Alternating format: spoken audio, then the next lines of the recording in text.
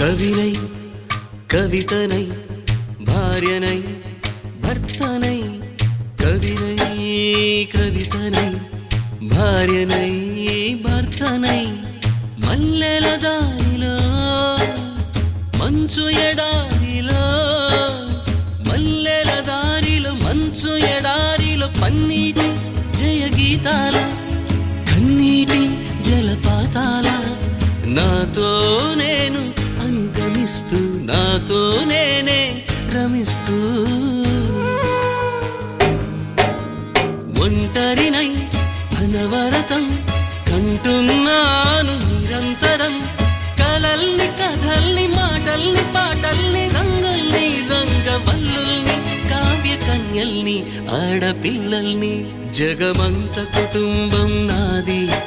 ఏకాకి జీవితం నాది